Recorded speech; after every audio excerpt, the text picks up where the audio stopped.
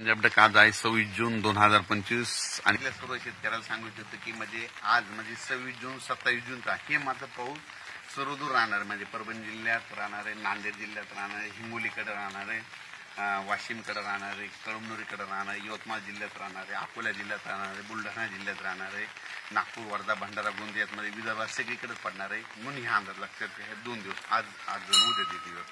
त्याच्यानंतर ही परभणी जिल्ह्यात देखील पाऊस पडणार आहे, इकडं जालना जिल्ह्यात देखील राहणार आहे, जळगावकडे देखील राहणार आहे. म्हणजे आजचा पाऊस हे सर्वदूरचा राहणार म्हणून हा अंदाज लक्षात.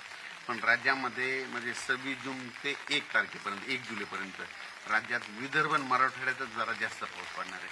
सांगायचं झालं तर तुम्हाला सांगतो विदर्भामध्ये 6-11 जिल्ह्यात आणि मराठवाड्यात म्हणजे हे दररोज वेगवेगळ्या भागात पाऊस पडणार आहे 1 तारखेपर्यंत. म्हणजे 26, 27, 28, 29, 30 आणि 1 जुलैपर्यंत दररोज वेगवेगळ्या भागात पडणार. दुपारपर्यंत ऊन पडणार, दुपारच्या लगेच हे लक्षात येतं.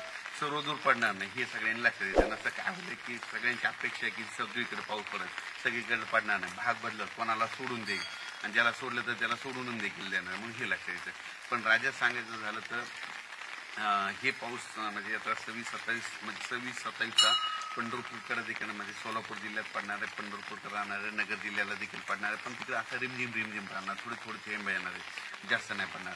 पण हे लातूर जिल्ह्याला पडणार आहे, धाराशिवला देखील आजचा पाऊस पडणार आहे. त्याच्यानंतर राज्यात सांगायचं झालं तर पंढरपूरला म्हणजे 5 आणि 6 तारखेला म्हणजे पंढरपूरच्या यात्रेकरूला त्यांना पाऊसमध्ये वरून राजे भिजवणार आहे म्हणून हे देखील आत्ताच अंदाज त्यांनी लक्षात घ्यायचा.